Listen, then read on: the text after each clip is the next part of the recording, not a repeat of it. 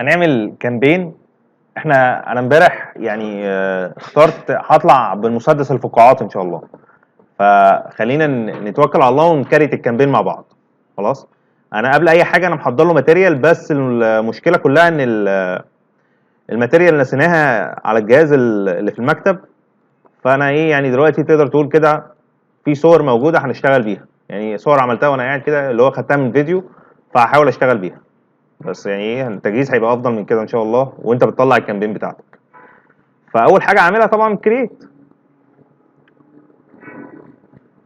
فهنا انا بختار الاوبجيكتيف بتاعتي سيلز، بدوس كونتينيو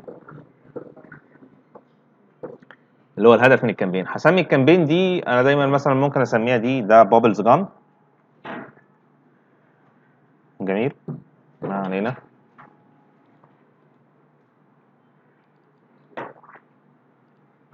تمام. النهارده كام؟ مثلا 17/5. تمام كده. ده انا مجرد ان انا بسمي الكامبين. نيجي بقى تحت. اول حاجه هو بيقول لي اي بي تيست. الاي بي تيست ده انا يعني ده بعمله لما في مرحله معينه، لو انا محتاج ان انا ادبليكيت الكامبين وعايز اعمل اي بي تيست ما بينهم. تمام. الادفانتج كامبين بادجت دي كانت اسم حضرتك ايه؟ استاذه لؤى. تقى. استاذه تقى كانت بتسال عليها، اللي هو انا افتحها ولا لا اشتغل.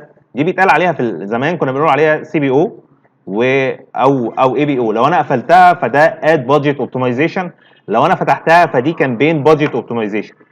الفرق ما بين الاثنين ان في الكامبين بادجت اوبتمايزيشن لو انا فتحتها دلوقتي كده فهو هيقول لي حط الميزانيه اللي انت عايز تدفعها للحمله. عايز تدفع كام في الحمله دي؟ تمام. للحمله كلها بما شمل فيها الاد جروبز. طب لو هو بيتكلم في ان لو انا ما فتحتهاش يبقى هو في الحاله دي انا هسعر كل اد جروب انا عايز اصرف عليه كام. تمام. طب يعني كرأي شخصي، لو انا بعمل كامبين لاول مره اخليها سي بي او ولا اي بي او؟ اي بي او عشان ابقى يعني نوعا ما مفصل الفلوس هتتصرف فين بالظبط. في السي بي او وارد ان هو يصرف لي فلوس في اد جروب لوحده ويسيب الباقي كله ما يصرفش عليه، فمش هيبقى برضه عاطيني النتائج اللي هي. بس في بعض الاحيان الواحد لو معاه ميزانيه قليله مش عارف يحطها بقى فين ولا فين، فخلاص بقى توكل على الله وسيبها ايه؟ سي بي او. لكن لو على الصح من وجهه نظري اي بي او. تمام. فخلينا نعمل الكامبين دي على انها اي بي او. فمش هفتحها طبعا، هبدا اخش بعد كده على النقطه اللي بعديها. المفروض ان احنا كنا فكرنا في بيرسونا وافاتار، ودي كانت اللي انا بطلع منها الكونتنت وبطلع منها التارجت. فخلينا نقول ان اول اد جروب هعمله جنرال، هسميه حتى جنرال او برود، اللي هو انا ابقى عارف ان انا الاد جروب ده انا مش هختار فيه حاجه، بسيبها كده. طيب هنا طبعا انا بختار بعد هو اوريدي مفيش غير بيكسل واحد على الاكونت فهو مختاره، فبيقول لي انت عايز الاكتيف ايفنت اللي انت هتحاسب عليه ايه؟ فانا بقول له انا عايز احاسب على البروتشيز. الدايناميك كرييتيف انا مش حابب اتكلم فيها دلوقتي، ان انا هتكلم على كامبين بيزك عاديه جدا. دايناميك كرييتيف كل الفرق اللي فيها ان انت بمعنى اصح بتحط له الصور والفيديوهات وتقول له تعامل. الصور كلها والفيديوهات لغايه 10، سواء صور او فيديوهات او الاثنين على بعض 10، وبتقول له انت حط، اطلع بالصوره اطلع بالفيديو، حطها له في البليسمنت اللي انت عايزه وتعامل. فدي بالنسبه للدايناميك كرييتيف ده الفرق ما بينها وما بين الكامبين البيزك العاديه. هنا ان هو بيتعمل لوحده. طيب هدفع كام في الاد جروب دي؟ خليني اقول انا هطلع الكامبين احنا متفقين نطلعها مثلا ب 80 درهم. خلينا نقول ان انا هدفع في الكامبين دي 40 درهم في الاد جروب ده، سوري 40 درهم. طيب هل ال 40 درهم دي، عشان في ناس بتسال برضه، استاذ كانت بتسال الميزانيه هل 40 درهم دي مناسبه؟ حته مناسبه او لا، الفيصل فيها هو انت. انا معيش غير 100 درهم، مش هطلع كلهم في كامبين واحده 100 درهم. اكيد هطلع على قد البادجت اللي معايا. انا معايا 100,000 درهم. في الحاله دي لو انت معاك 100,000 درهم اقول لك هتعمل ايه. لو خدنا بالنا هنلاقي ان الريتش هنا 22,000، ان انا اقدر يعني اقدر اوصل ل 22,000 ل 63,000 ده من قبل ما ازود اي حاجه. مظبوط. والكونفرجن المتوقعه تقريبا من 21 ل 60، هو لسه ما يعرفش حاجه. هو لسه حرفيا ما يعرفش حاجه، والرقم ده هو مطلعه على الله حكايته. طيب ولو بصيت على الاستيميتد اودينس سايز اللي فوق هلاقيه، هو انا هنا مختار مصر ولا ايه؟ مصر. وانا اتفجعت. 43 مليون.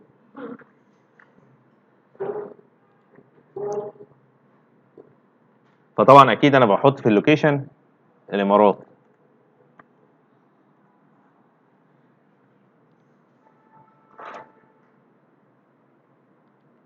هو انا عايز افهم حاجه، هو ليه بقى بيثبت ان الاوبشن ده ما بيخلينيش اختاره؟ انا ملاحظ ده بقى له يومين ثلاثه.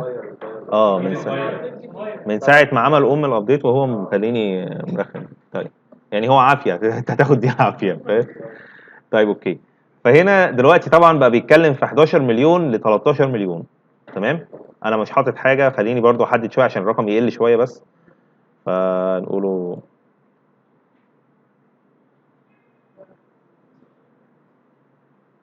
خلينا نقول 34 اخرنا، كتير اصلا بس مثلا خلينا 24. اه في حاجه بس مهمه عايز اقول لكم على الايدج ده بالذات من 18 ل 24. الايدج ده على التيك توك من اسوأ الناس اللي ممكن تبع لها، وعلى الفيسبوك نفس الكلام، وعلى الانستجرام. المشكله في ان الايدج ده ما بيستلمش كتير. يعني مشكلته، عارف ان هو لسه اصلا بياخد مصروفه من والده او كده، فاللي هو ممكن يكون بس ايه، دخل يروش. تمام. وبالاخص على التيك توك.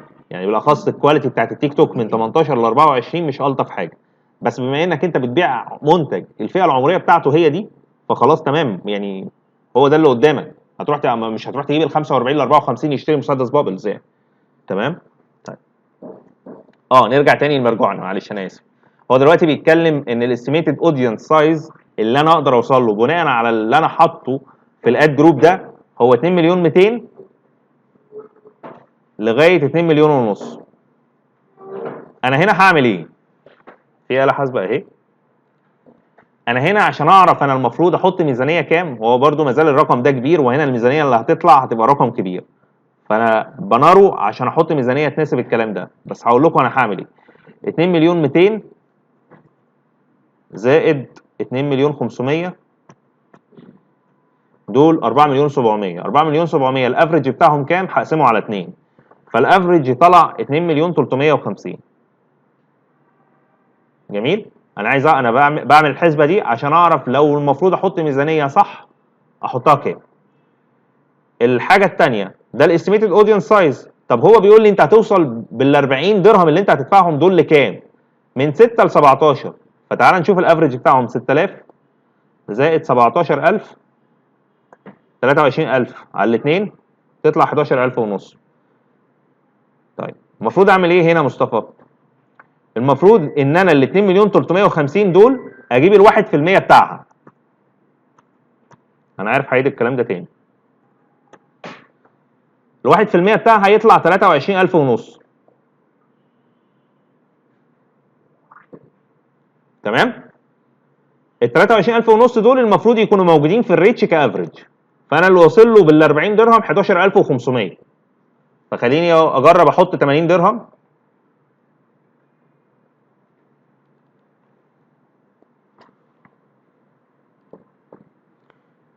80 درهم اعطاني افريج كده 12000 زائد 35000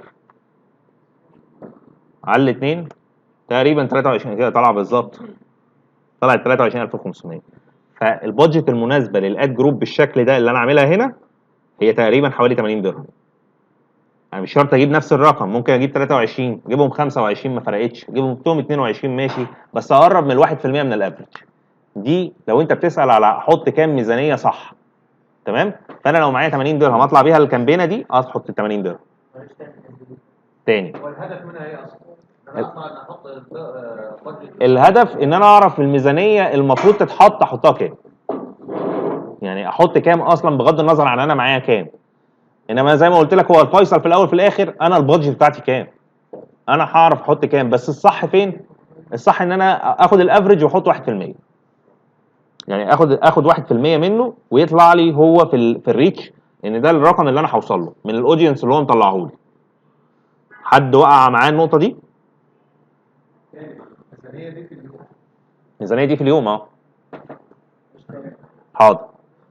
الاستيميتد اودينس اللي هو بيطلعه لي بيقول لي تقريبا انت هتوصل من 2 على حسب التارجت اللي انت حاطه، انت هتوصل من 2 مليون و200 ل 2 مليون ونص في الرينج ده. يعني الافريج بتاعك 2 مليون 350.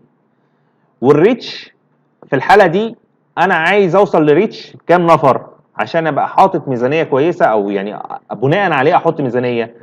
فهو بيبقى عاطيني توقعات للريتش تحت ان هي هتوصل تقريبا من 12000 ل 35000. فعشان اجيب الافرج بتاع الناس دي من 12 ل 35 بجمع ال 12 على 35 تطلع تقريبا 47. ال 47 لما اجيب الافرج بتاعها اللي هو اقسمها على 2 فهتطلع 23 ونص. وال 23 ونص دي بتمثل 1% من ال 2 مليون 350. وبراحتك يعني، ما هو توتال عدد الايام دي، ما هو في الاول وفي الاخر هي ريتش. بصي، هي الطريقه دي انا ما عنديش اثبات ليها. حلو، انا سمعت حد والحد ده انا واثق فيه بيقولها. حلو كده. فانا صريح، انا عارف انا دي ما عنديش. يعني مثلا في سؤال كنا سالينه في رمضان على اي كومبو، انا عندي اثبات بتاعه. تمام. وانا يعني اساله دلوقتي للناس حتى. تمام يا جماعه، ازاي اعمل دبليكيت من غير ما يحصل اوفرلاب، ومن قبل الناس ما تجاوب ولا 0% ولا 0.1% اوفرلاب؟ هعمل دبليكيت لنفس الاد جروب او دبليكيت لنفس الكامبين. اعمل اكسكلود احتمال تطلع لنفس، تتشابه وتطلع بنسبه للاوفرلاب. الاوفرلاب ما خلعتش منه كده. السؤال ده حرفيا ما حدش جاوبه. ايه؟ طب حاولوا تفكروا فيه شويه وخلينا نتكلم فيه اجابته المره الجايه. تمام. هو يعني هو حله حرفيا مش تقليد يعني. عايز فرق شويه في انك انت تسرش على اجابه السؤال ده. ماشي. فاتمنى ان حد يعرف يجاوبه المره الجايه. تمام. ازاي يعمل دبليكيت من غير ما يحصل اوفرلاب. وفي السؤال ده انا عندي الاثبات من الفيسبوك نفسه بان كلامي صح، لان انا مسرش عليه. انما الحته اللي انا بتكلم فيها دي انا سمعتها من اكس، واكس ده انا بثق فيه.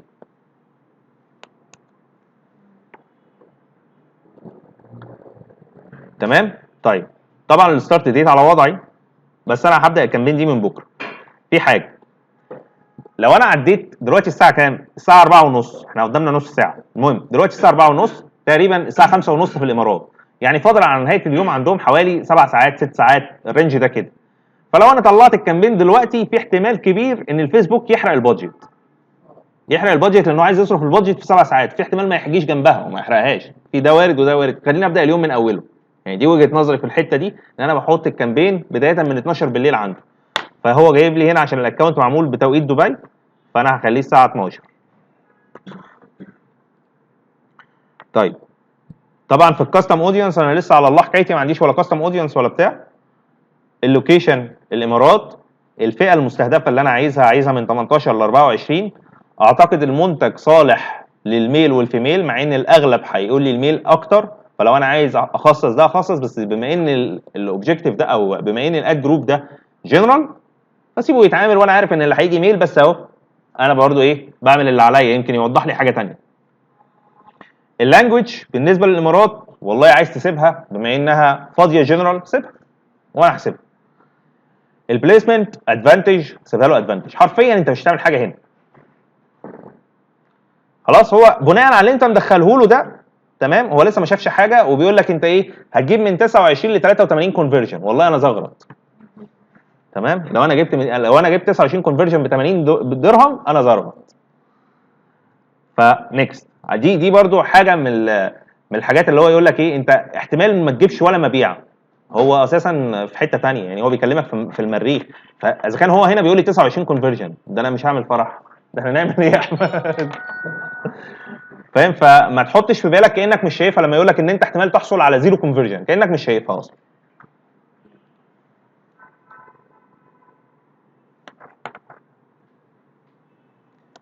فهنا انا طبعا بختار البيج، بختار الانستجرام. بفتح الاد بريفيو بقى كده عشان ايه، نشوفوا الليله بالصلاه على النبي. طبعا انا هنا مش طالع بوستات على البيج، فانا مش هختار ان انا اعمل اكزايتنج بوست. البيج اصلا لسه جديده ما فيهاش اي حاجه. يفضل طبعا، يعني خلينا نتكلم ان انت اول كامبين ليك على الاد اكونت طلعها انجيجمنت، طلعها لايكس. المهم حاول تطلعها، ما تطلعهاش كونفرجن. عشان ايه؟ عشان ما مش اول ما تشطح تنطح كده، يعني بمعنى صح. وعشان الفيسبوك يحاول يفهم ان انت على الاقل بتجروا الناس على الفيسبوك. يفضل عشان الاكونت ما يتقفلش. يفضل.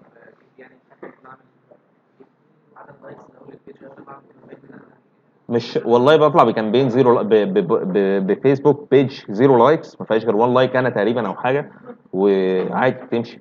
بس انا بقول لك لو الاكونت جديد طلع له 20 جنيه يا اخي اتبرع منها تمام. انجيجمنت، فولو، لايكس، اي حاجه من الحاجات دي قبل ما تبدا الحمله بتاعتك.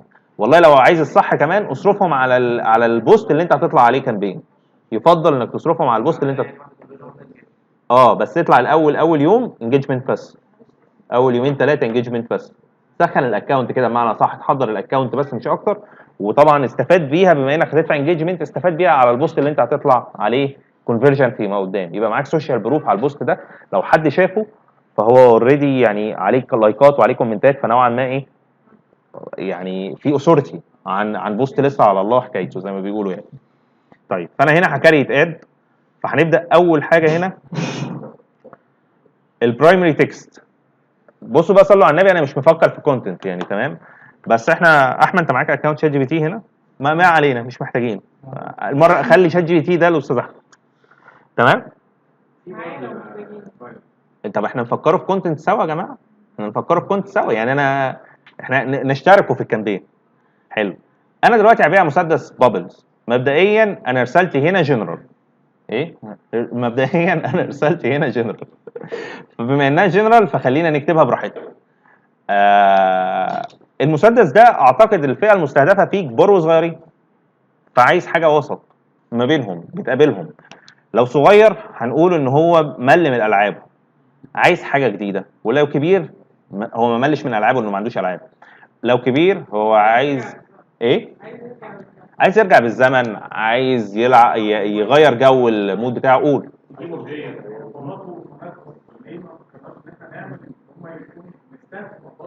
دي حقيقه بس الاد جروب ده جنرال، يعني هنعمل واحد تاني اللي بعديه ان شاء الله بيرنتس تمام. فده مثلا كجنرال انا عايز نوعا ما، انا ماشي اوكي، بس اللي هو انا عايز حاجه يعني مشكله ابدا بيها. حد يقترح عليا مشكله ابدا بيها هو ايه كجنرال. حلو بس انا عايزه عايز زي ما بقول لك كده الوجع في الاول. عايز بين في الاول، عايز اخلق نيد الاول. ما هو فقدت الشغف بايه بقى؟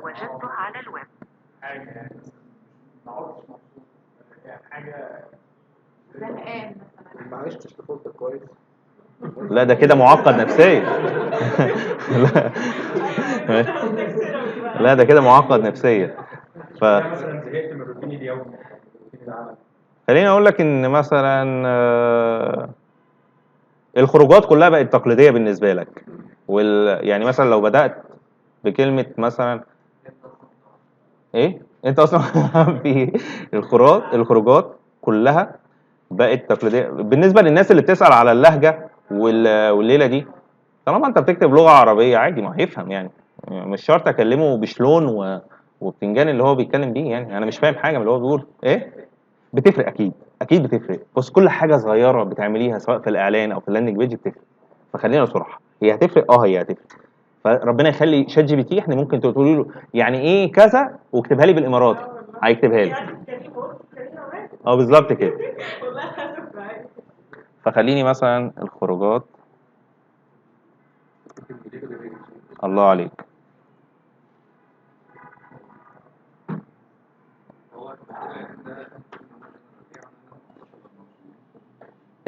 معاك حق. بس انا عشان كنت تقريبا عشان اقلل وانا بحسب الاستيميتد اودينس، وانا بحسب الاستيميتد اودينس مش هطلع الميزانيه فانا قللت. فممكن نفتحها فعلا.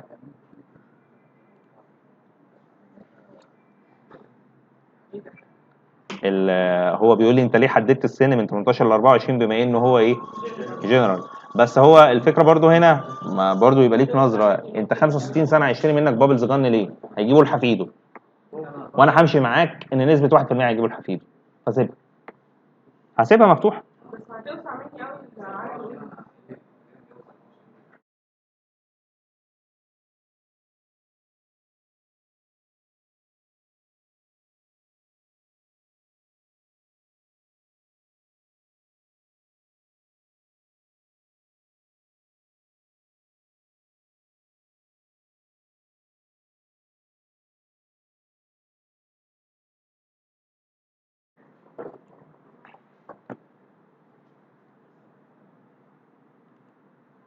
ايه اللي انا بكتبه ده؟ خروجات كلها تقليدية و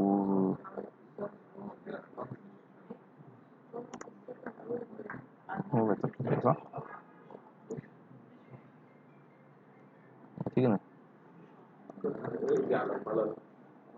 ما تيجي ادلعك. بص، هو نوعا ما تيجي ادلعك دي اللي هي كانت الاغنيه بتاعت بهاء سلطان، معرفش هم بيسمعوها هناك ولا لا، بس انا قلت ايه يلا، هي جت في دماغي كده فيلا. بس يعني اكيد واحنا يعني لو انا محضر هفكر اكتر من كده شويه بس انا عشان ايه الموضوع لايف. ما تيجي ادلعك وتجرب.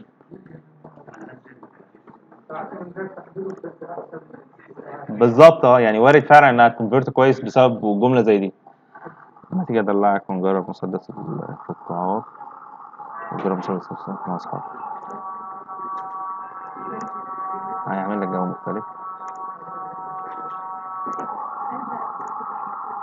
مع اصحابك ومع اصدقائك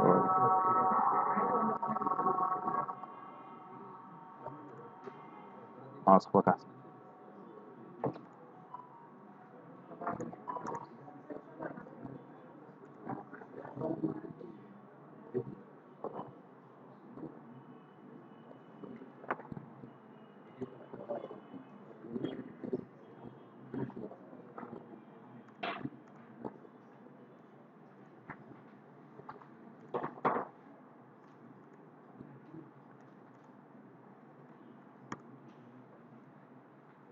انا هنا مثلا كتبت يعني اد كوبي على السريع.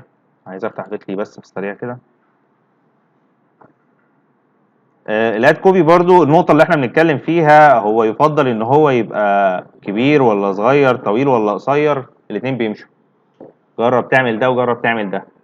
في اد كوبي سطر واحد وبيبيع، في اد كوبي 10 سطور وبيبيع. ستوري تيلينج في الاد كوبي وبتبيع.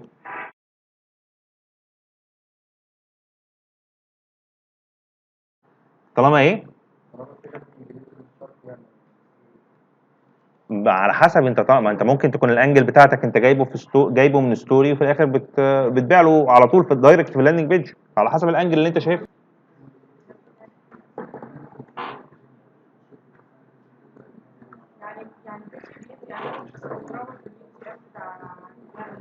لا، هو بيتلي بيديك اناليتكس على اللينك كليكس. حلو، ده بالنسبه لبيتلي. انما هي الفكره بالنسبه لبيتلي دلوقتي مزود فيتشر ان انت تحطي اليو تي ام. اليو تي ام، عارفه يعني ايه يو تي ام صح؟ تحطيه جوه الرابط بتاع بيتلي وهو مختصر. تمام. فده طبعا بيسمع معاك في جوجل اناليتكس، تبقى عارفه الكونفرجن جايه منين. لو انت طالعه باكتر من يو تي ام، فتبقى عارفه انهي يو تي ام اللي جايب معاكي. طيب تاني. ما لسه حالا. لسه. طيب ليه انا عامل بيتلي، او ليه استخدمت بيتلي في اللينك؟ عشان خاطر بس منظر جمالي لللينك، ده اول حاجه. الحاجه الثانيه، لو الاعلان طلع على الفيسبوك فاللينك بيكون كليكابل، فبرضه مازال منظر جمالي. الحاجه الثالثه بالنسبه لبيتلي، في يو تي ام اقدر ازوده عليه، فاقدر يسمع معايا في جوجل اناليتكس، ابقى عارف الكونفرجن دي جايه منين. تمام. بس وهو برضه في نفس الوقت بياكد معايا احصائيات الفيسبوك، كام لينك كليك جالي. تمام. فدي سبب ان انا بقى بختصر اللينك على بيتلي. طيب كده احنا كتبنا الاد كوبي بتاعتنا. الخروجات كلها بقت تقليديه صح؟ ما تيجي ادلعك وتجرب مسدس الفقاعات مع اصحابك وافراد اسرتك، هيعمل لك جو مختلف تماما، وهيضيف بهجه وضحك وهزار للصبح. احصل عليه الان. حلو كده. الفيسبوك يعني حلاوته دلوقتي ان انت تقدر تعمل اكتر من تكست اوبشن، يعني تقدر تضيف اكتر من اد كوبي يطلعوا. فمن المفترض ان انا اضيف اد كوبي تانية، بس يعني يعني عشان الوقت اللي فاضل، ما عندناش الاوبشن ان احنا نعمل ده، ولكن هي موجوده ان انا اضيف اد تكست اوبشن براحتي، احط له اكتر من اد كوبي. في الهيدلاين مثلا هقول له، انا بالفعل عامل جوه اللاندنج بيج، هنشوفها دلوقتي، عامل خصم لما يشتري قطعتين، وبالاخص ده مسدس، فنوعا ما لو انا ماسكه بلعب بيه، فعايز الطرف الثاني نوعا ما يبقى معاه واحد شبهه. فانا هقول له هنا دي انا شايف انها فيتشر ممكن المسها له في الهيدلاين. هقول له خصم حصري لو اشتريت قطعتين، وبرضه اقدر اضيف اكتر من هيدلاين بمزاج. يعني ممكن اضيف له هيدلاين اقول له ان تقييم المنتج 10 على 10، اقول له ان الشحن مجانا، كلام من ده. بس انا دايما بحب اكتب في الديسكربشن، يعني الديسكربشن اللي بكتب فيها ان الشحن مجاني والدفع عند الاستلام،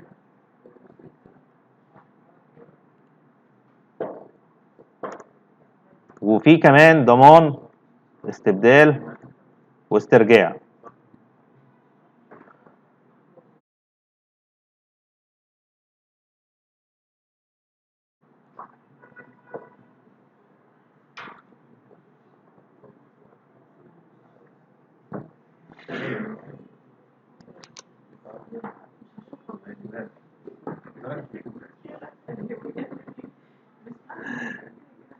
طيب هنا بختار الكول تو اكشن بوتون بتاعي، وطبعا في حالتي هيبقى يا اما شوب ناو يا اما اوردر ناو.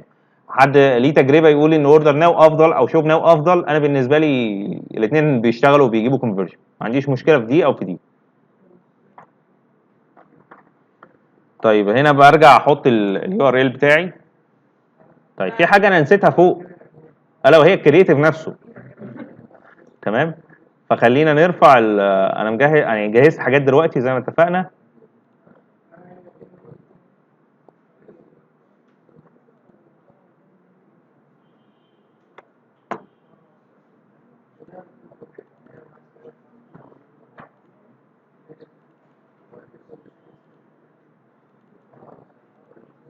تمام، خلينا نرفع دول.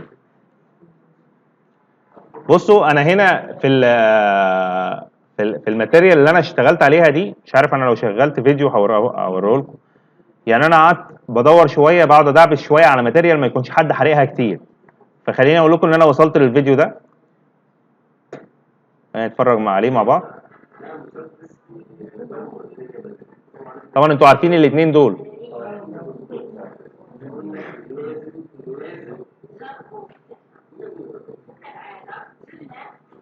تمام. طيب ده فيديو ليهم وهم بيتكلموا عن المسدس والليله دي، والفيديو طبعا عجبني، الكواليتي بتاعته كويسه ونوعا ما مش محروق. يعني اغلب الفيديوهات اللي محروقه موجوده عندي. هو ده ما يعرضنيش لحاجه شبه حروب كده. هو يعرضنا لو جالنا بلاغ، مش هقول لك لا، بس ماشي. يعني احنا اصل انت مش بتصرفي البادجت المهوله، فاهمه؟ هي انت بتتشافي كام يوم والحمله بتقف، فبتعدي يعني. قول. وارد جدا، عادي، من حقه يبلغ. يعني يكذب عليك، هو من حقه يبلغ، بس هو لو لقاني يعني يبلغ، يعني يبلغ، يقفل لي بيج بتاع مش عارف ايه كلام من ده. نعم، بالظبط كده. طيب نيجي في فيديو تاني برضو، كان في فيديو بتاع بارون، فين هو اهو. ده برضو يعني حد معروف، ده اصلا بيعمل ريفيوهات للمنتجات. الراجل ده لو حد يعرفه على الفيسبوك، فبيجيب حاجات كتير ويعمل لها ريفيوهات. تمام. فنوعا ما حاولت انقي فيديوهات مش محروقه، فاهم؟ انا هنا ما احتجتش الفويس اوفر ولا احتجت ان انا اعدل على الفيديو كتير. دول ايه، كانوا يعني لزاز. والديزاين ده اللي انا عملته، يعني ده عملته على كانفا. لا ده فيديو، معلش، هو فتح فيديو. ما علينا، هو في منه PNG. هي الفكره ان انا قلت اخد الاثنين، طالما يعني هو واحد ومراته، فانا خدت الاثنين وعملتهم VS فيرسس. تمام. ده على كانفا بالمناسبه، يعني اكيد انا مش ديزاينر، وده مش منظر ديزاين يطلع من ديزاينر. وده نفس الكلام على كانفا برضو. ده ما عجبنيش، ده بعد ما عملته ما عجبنيش. فعادي يعني، انا عايز اقول لكم ان احنا بنعمل كل حاجه بايدينا. تمام. ف وارد انك تعمل حاجه وبعد ما تعملها لا مش حلو. طيب كده احنا رفعنا الصور. طيب احنا هنا خلينا نختار صوره، فانا هطلع بالصوره اللي هي فيرسس. فين هي؟ انا طلعتها تقريبا، ما طلعتهاش. هي كانت محطوطه فيديو وانا برضو نسيت اخدها. تصدق نسيت اخدها. ما علينا، خلاص ناخد حاجه غيرها. مع الاسف انا لما نزلتها عملت لها داونلود فيديو. خلاص. طيب ماشي، خليني اطلع بالصوره دي مثلا.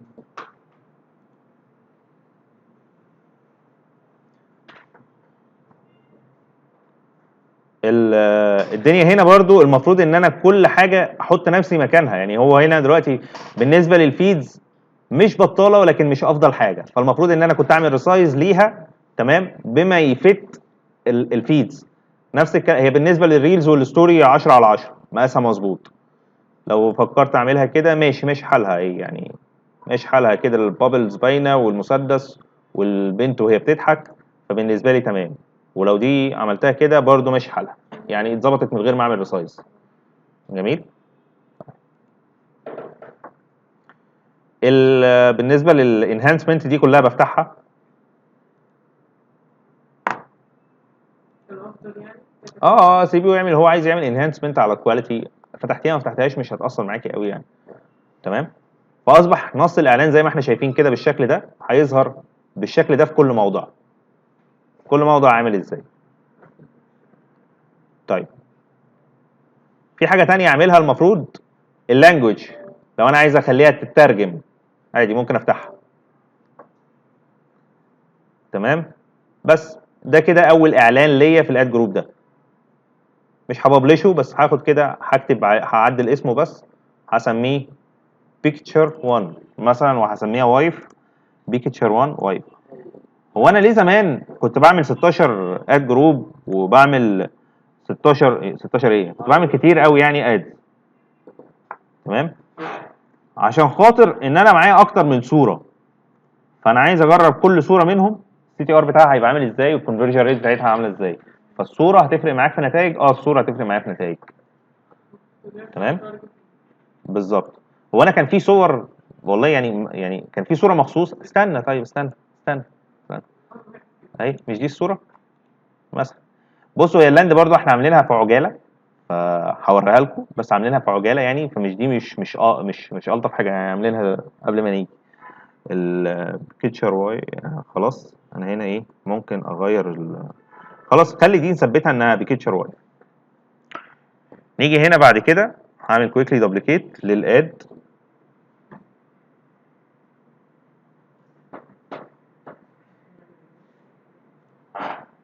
هنا مش بيكتشر بقى، ده هخليه فيديو، هخليه بنفس الكونتنت واخليه فيديو. هاجي احط فيديو مختلف.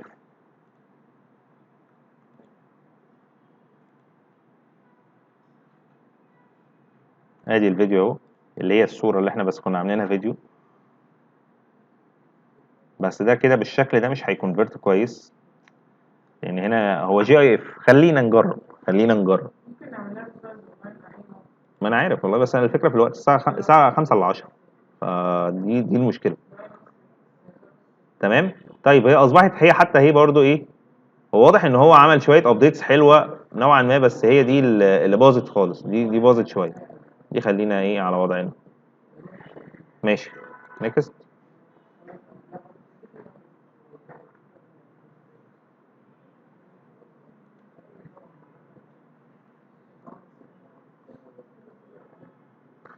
تمام والله على النيوز فيد مش وحشه يعني، على النيوز فيد شكلها بيقول انها شغاله يعني زي الفل، فكره واضحه منها. تمام. يبقى انا كده طلعت صوره وطلعت فيديو، مش محتاج اعدل حاجه تانية تحت يعني، خلاص هو الباقي هو انا واخد دوبليكيت، انا معدل الاسم ومعدل الفيديو بس. هاجي هنا هطلع دي كاروسيل مثلا على سبيل المثال، هكتب فوق كاروسيل عشان ابقى عارف بس.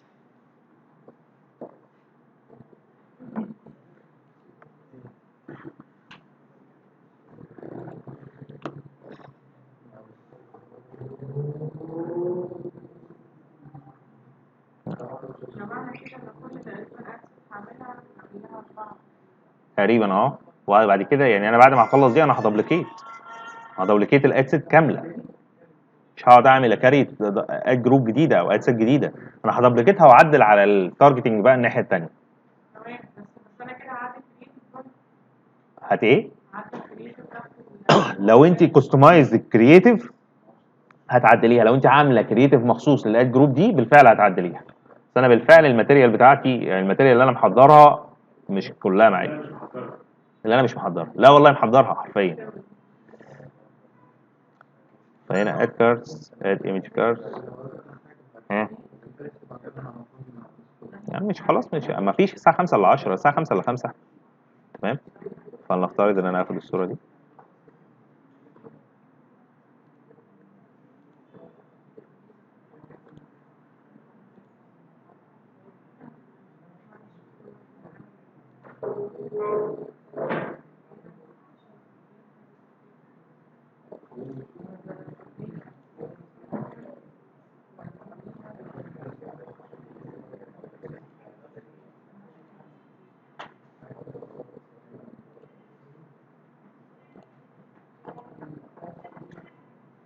انا معايا في الكاروسيل تقريبا لغايه 10 كروت، فهو الراجل بقى محترم بقى بيثبت الويب سايت يو ار ال، الله يصلح حاله.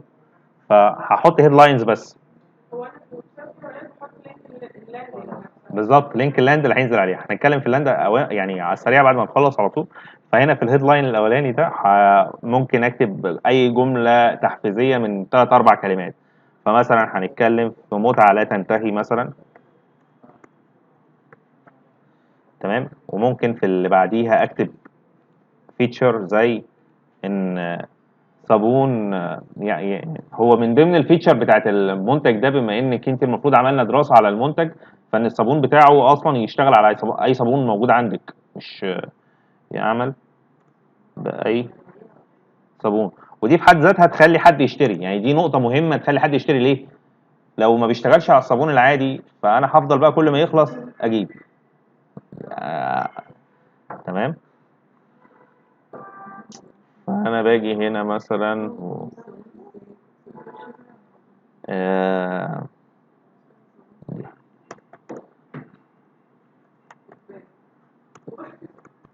انتوا شايفين انا بكتب ايه صح؟ طب الحمد لله. الله يرحمه.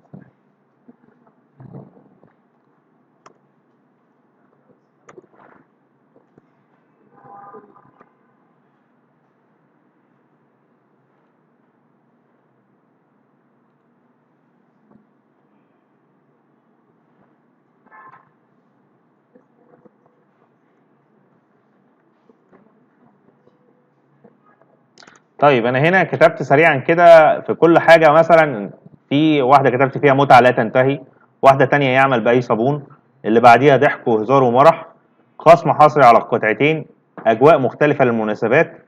دي كهيدلاين هتظهر اهي بالشكل ده لو انا نزلت هنا اهي بالظبط كده. فهتلاقي ايه تحت كل صوره في هيدلاين بيظهر. طيب الزرار ليرن مور ده هخليه شوب ناو او اوردر ناو، يبقى ده الزرار اللي ظهر. مفيش حاجه تانية اقدر اعملها هنا. خلاص انا بالنسبه لي تمام. هل انا اللي انا عملته ده ككونتنت هو ده الطف حاجه وده انسب حاجه؟ لا، انا المفروض كنت اقعد اكتب ورقه وقلم كده واقعد اظبط حالي، تمام. بس انا كتبت عشان الوقت. واحيانا مش احسن حاجه هو كده. واحيانا اللي انت عاملاها وبتسيبيها على ربنا دي بتظبط، دي حقيقه. فانا كده خلصت الاد جروب الاولانيه جنرال. كل اللي انا هعمله ان انا هعمل كويكلي دبليكيت للاد جروب، فاصبح معايا اد جروب ثانيه اسمها جنرال كوبي. دي انا مثلا هحط فيها انترست الا وهو البيرنتس زي ما كنا بنتكلم.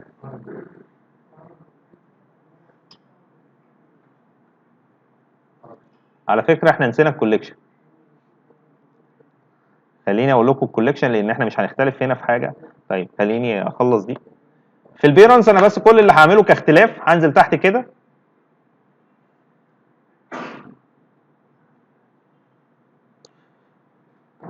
هنا انا بالنسبه لي لو انا اخترت بيرنتس، نبقى نبص على حته العمر دي بعدين.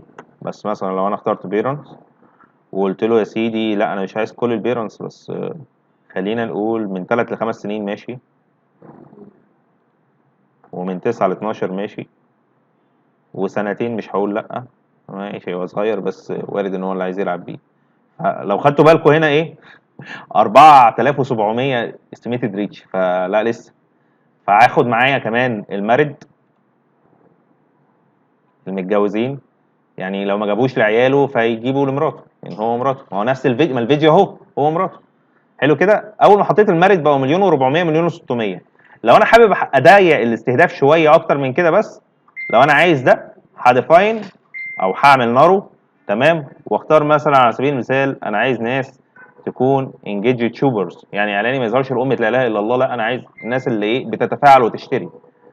فالعدد ايه هو بيهيفيور. هنا الفكره لا ده بيهيفيور مش انترست. فالفيسبوك درسه اكتر ما انا اعرف عن نفسي. يعني هنا ده بيهيفيور، انا هو عارف ان انا بتفاعل وبشتري، مش انترست انا اعمل له لايك عليه، فاهماني؟ فهنا كده العدد قل معايا من 543,000 ل 639,000. همشي معاكم ان انا هاكسكلود الهنود بالمره، بس العدد هيقل كتير لو انا عملت اكسكلود لانديا. ده الاوبشن الوحيد اللي قدامي ان انا اكسكلود بيه الهنود بعد ما شالوا الاكسباتس. لو حد عنده فكره يشيل بيها او يبعد بيها عن الناس دي غير ان هو يختار اللغه عربي.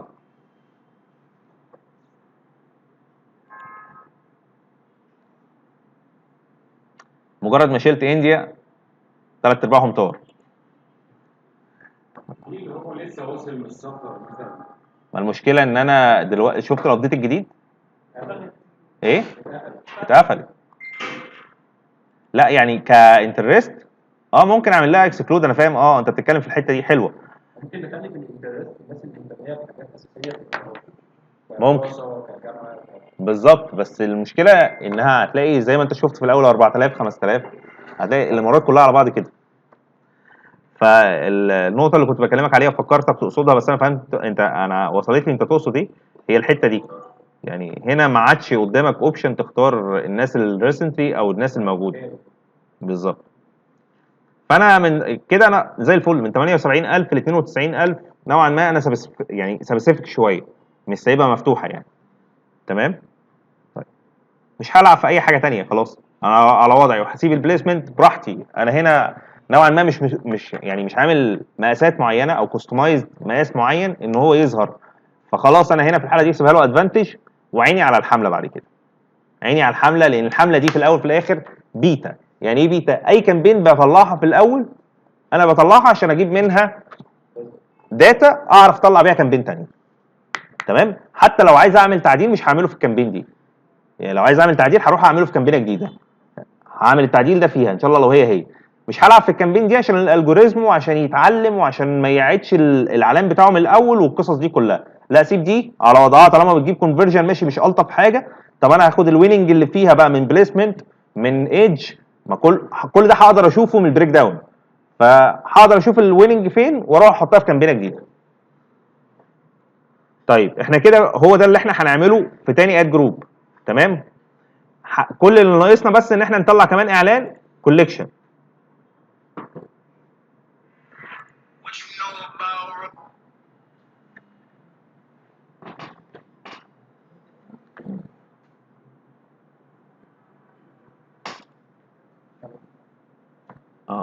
سوري. انا هنا بس هدبليكيت الاكونت اعلان الفيديو ده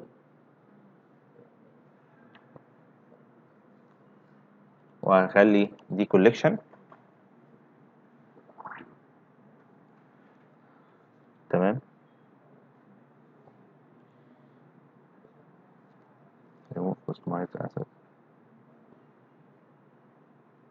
عشان هو انا متاخد كوبي. تمام. كده ما غيرتش ولا خبر يعني ولا كريت ولا اي حاجه. دي حقيقه بس المفروض غيرت بس السن بتاع الناس وان هم فعلا. ايوه بس المفروض الصح انك تغيري ما انا كان في ماتيريال بقول لك متحضره. ايوه بس انا في العادي المفروض اغير كده. يفضل طبعا طبعا.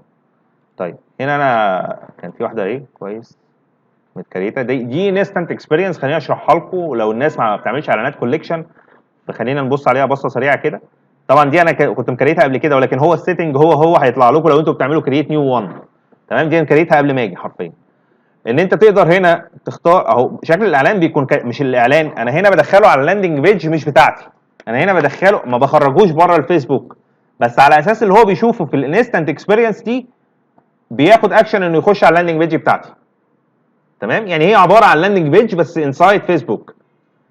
فده مثلا شكل او تمبلت موجود ان انا بحط فيديو او صوره في الاول، وبعد كده هنا بيكون في هيدلاين، وبعد كده هنا في جمل براحتي اكتب كونتنت، وهنا في زرار. الحاجات دي في حاجات ينفع اتحكم فيها وحاجات لا. وهنا ده سلايد شو يعني كاروسيل كده يمرر عليه بالموبايل بقى هيبقى هو شايف. تمام. فالصور دي انا حطيتها قبل ما امشي. تمام. وبرده نفس الكلام وراها كونتنت، لو نزلت وراها كونتنت، وفي الاخر برده بحط كول تو اكشن مره ثانيه. فخلينا راجع لان انا كنت عاملها بسرعه كده. انا هنا روكيت بوم ده اسم المسدس، مرح لا ينتهي ولا يتوقف مع روكيت بوم. خلينا نبص حتى على اللاند من هنا اهو. مناسب للكبار والصغار، يصلك معه عبوتين للصابون ولكن لا تقلق يعمل باي صابون متوفر لديك، احصل عليه الان بخصم رائع. تمام. بعد كده خدته في قسم تاني كاروسيل على سبيل المثال، في الصور اللي احنا شفناها مع بعض، ونزلت له بعد كده بكونتنت على طول. هو مفيش مكان لهيدلاين هنا، فكونتنت تاني مناسب للكبار والصغيرين، مناسب جدا للحفلات واعياد الميلاد، مناسب للتنزه سواء في الحديقه او على الشاطئ، بيخلق جو رائع من المرح ومختلف كليا عن المعتاد، خصم اكبر لو حصلت على قطعتين. طبعا تحت الكول تو اكشن دي في اللينك بتاع الستور بتاعي، خليني احط لينك بيتلي. يا جماعه اللي انا بقوله ده مش يعني مش لازم بيتلي يعني، بس انا بحب بيتلي بس. خلاص. فده شكل بعد ما يشوف الاعلان هيخش على دي done.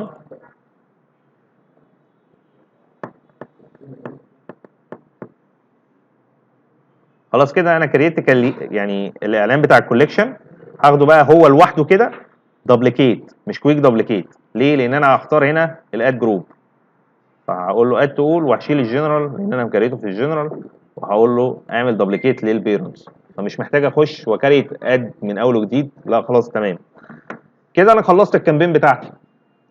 ودي الكامبين خلاص انا تمام. ودي الكامبين اللي احنا هنعمل لها اوبتمايزيشن ان شاء الله يوم الاحد. تمام. ما اعتقدش ان انا عملت حاجه مختلفه عن اللي انتوا كنتوا مفكرين ان انتوا بتعملوها او ان انتوا بتعملوها، يعني هي نفس الحاجه اللي انا عملتها هو اللي انتوا بتعملوها. كل الفكره ان مثلا في خلال السيشن دي اعتقد ان في كلام اتقال لو ركزنا فيه هنعرف نطبق صح الصح ونطلع كامبين صح، والسيشن الجاي ان شاء الله نعمل اوبتمايزيشن للكامبينز بتاعتنا. طالب منكم رجاء ان احنا ما نطلعش على نفس البرودكت، مش عشان حاجه، ما عنديش مشكله والله عادي، ما انا بخش في كومبيتيشن مع ناس تانية عادي، بس هي الفكره عشان ما نضايقهاش على بعضينا.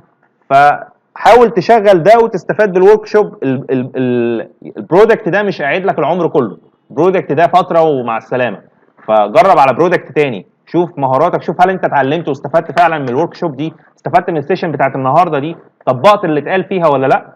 وتعالى نتناقش في الكامبين اللي انت طلعتها يوم الاحد. يوم الاحد ما وراناش حاجه غير ان احنا هنعمل اوبتمايزيشن للكامبين. هنبدا هطبق على الكامبين بتاعتي، وانتوا بدوركم هتعملوا نفس اللي انا بعمله على الكامبين بتاعتكم. كل 3 ايام دول اراقبها بس ما اعملش في اي حاجه. سيبيها ليرنينج كيرف طالما احنا بنصرف بادجت صغيره، لو احنا شايفينها انها بادجت صغيره. وانا هحطها 40 برضه ولا 40 في 40 يعني انا دول 2 اد جروب في 40 و40. تمام. هل يعني انا معايا احط اكتر من ده؟ اطلع ما فيش مشكله. 80؟ كل ما زودنا